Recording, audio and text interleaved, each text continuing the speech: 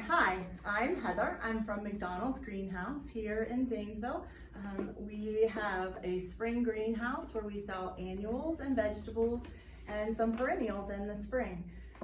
I have been employed there for 6 years, and I learned about gardening from my grandmother, of course, but then through the Master Gardener program through Ohio State University. I'm here today to teach you about container gardening as part of your professional development opportunity. So what we're going to start out with today, and you'll all get the chance to do this yourselves later. I've gotten these tins.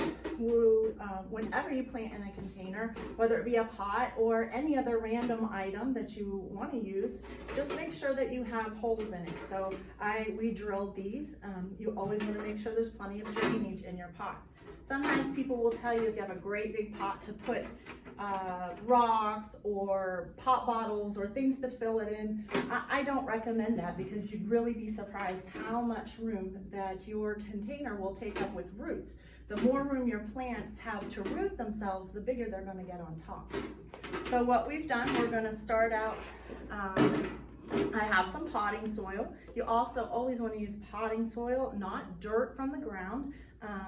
It is just a lighter, airier material. It has these little white pieces of, it's like a volcanic rock, and it has peat moss and a little bit of sticks. Sometimes you can get it with fertilizer. What I have today does not, but it's always good to fertilize your plants throughout the summer as well.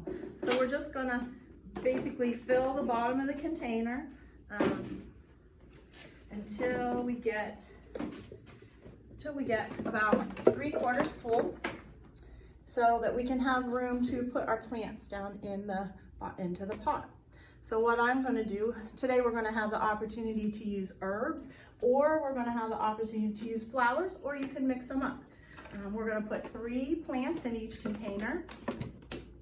And we'll start out, we'll do one with herbs. I have fennel here. It's just a nice airy herb. You can use it, a lot of people use it in fish, or it's not used very often, but I think it just looks pretty in a container whether I'm going to use it or not.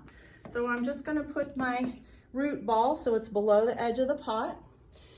And then also on this one, I'm going to use oregano. There's all different kinds of oregano. This one happens to be golden, and it as it grows, it will flow. So not only is my pot going to be useful, it's also going to be pretty. So next, you can see the roots in the bottom of the pot. Unless it's really compacted with roots, you can just leave them. If it's really compacted, you can break them a little bit.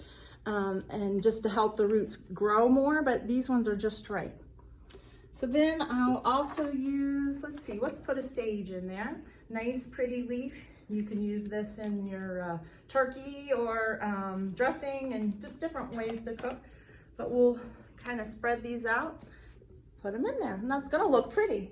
So then you can use your scoop or a cup or your hands, whatever you want. And then we're just gonna fill it in to cover up those root balls. Just fill them in there. And you still want it to be a little bit below the edge of that soil so that when you water, your water won't run off. So you just make sure they're all up here a little, and there we go. And the flowers are the same. You can pick different, we brought a purple theme today, but you could always put one in here and that would look pretty too. So I'll see you later at the pavilion. Thanks.